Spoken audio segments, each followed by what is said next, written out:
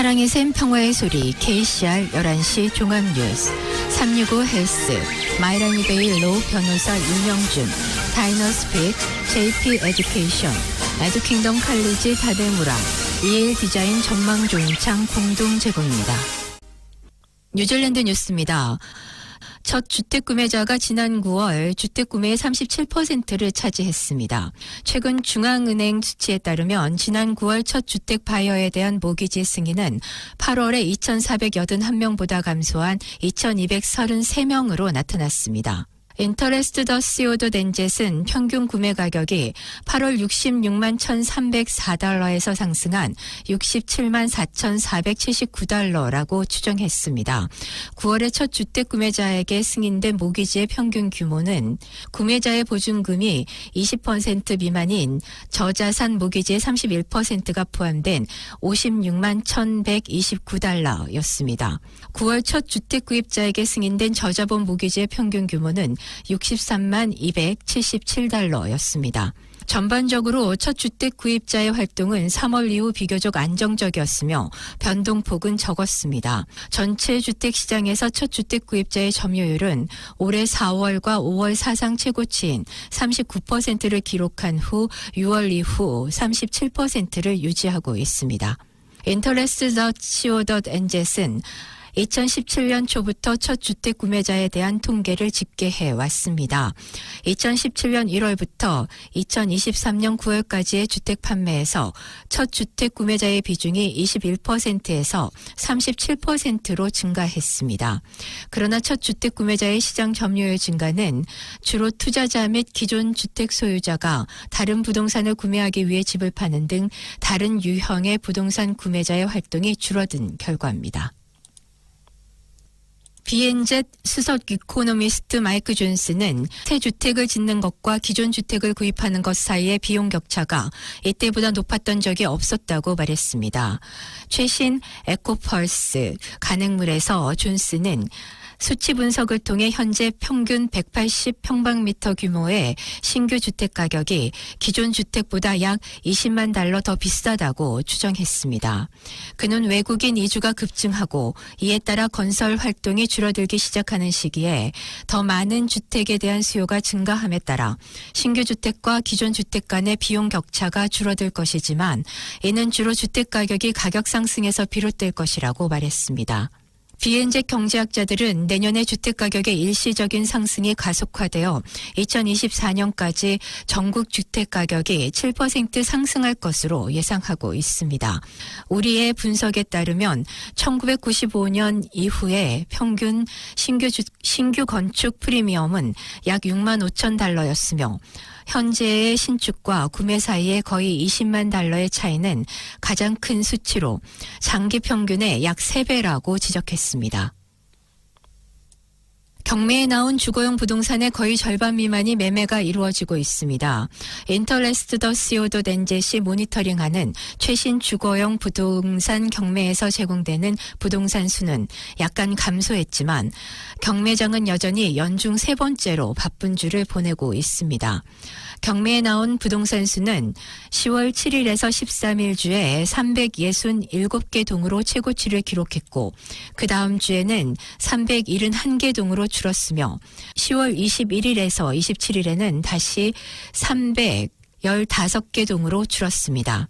그러나 지난주 3주 동안에는 1년 중 그 어느 주보다 더 많은 부동산이 경매되었으며 10월은 이미 1년 중 경매가 가장 바쁜 달이었습니다. 최근 경매에서는 141개의 부동산이 팔렸으며 이는 총 45%의 판매율로 지난 몇 주 동안 거의 변하지 않았습니다. 최종 선거 결과를 알게 되기 며칠 전이지만 다음 정부가 업무에 착수하기 전에 넘어야 할 더 많은 장애물이 있습니다. 다음 의원과 장관 집단이 일할 수 있도록 하기 위해 통과해야 할 주요 일정과 장벽은 다음과 같습니다. 금요일 오후 2시에 선거위원회가 최종 공식 투표수를 발표할 예정입니다. 이 최종 투표수에는 아직 집계되지 않은 56만 7천 특별 투표가 반영되며 선거 총 투표의 20%를 차지합니다. 지난 선거에서 특별투표는 국민당 대신 노동당 또는 녹색당에 작은 도움을 주었습니다. 10월 14일 밤에 국민당은 38.95%의 표를 얻어 50석을 확보했습니다. 과거 몇 차례의 선거를 기반으로 국민당은 특별투표가 집계된 후 몇몇 의석을 잃을 것으로 예상됩니다. 보통 투표를 기반으로 국민당과 액트당은 121석 국회에서 61석을 보유할 것으로 예상됩니다. 이것은 121석 국회에서 매우 가늠치기 어려운 다수를 의미합니다. 이 다수를 강화하기 위해 국민당 지도자 크리스토퍼 럭스는 지난 몇 주 동안 뉴질랜드 제1당 지도자 윈스턴 피터스와 회동해 왔습니다. 뉴질랜드 제1당은 현재 8석을 보유하고 있습니다. 제54대 국회가 처음으로 만날 정확한 날짜는 불분명합니다. 국회가 개편되는 절대 마감일은 12월 21일입니다. 이것이 최악의 경우 시나리오입니다. 서면 반환 후 6주가 지나도 정부가 형성되지 않는 경우에도 의원들은 모여야 합니다. 의원 집회장 데이비스 윌슨은 한번 정부가 형성되면 해당 정부는 총독에게 국회를 일찍 소집하도록 요청할 수 있다고 언급했습니다.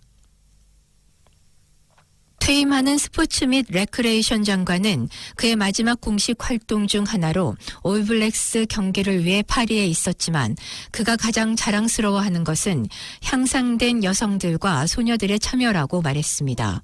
올블랙스는 지난 일요일 스타트 드 프랑스 월드컵 결승전에서 남아프리카 공화국의 극적인 단 1점 차이로 패배했습니다. 이에 스프링복스는 12대 11로 승리하며 월드컵을 4회 우승한 최초의 팀이 됐습니다. 로버트스는 크리스 힙킨스 총리가 승인하고 차기 총리 크리스토퍼 럭슨의 승인을 받아 이번 경기에서 뉴질랜드 정부를 대표했습니다. 로버트스는 이번 럭비 월드컵이 대규모 행사였으며 에마뉘엘 마크롱 대통령을 비롯해 프랑스 정부 대표들이 있었고 남아공 대통령과 월드컵에 참가한 대부분의 나라 대표들도 있었다고 말했습니다. 로버트스는 자신의 임기 동안 뉴질랜드에서 3번의 여자 월드컵이 열렸으며 여성 스포츠의 성장이 가장 자랑스럽다고 말했습니다. 윈스턴 피터스는 뉴질랜드 선거 결과가 확정되면 정부 연합회담이 신속히 종료될 것이라는 희망을 제기했습니다. 지난 21일간의 개표 과정은 선거관리위원회가 10월 14일 총선 투표 결과를 비준하는 금요일에 종료됩니다.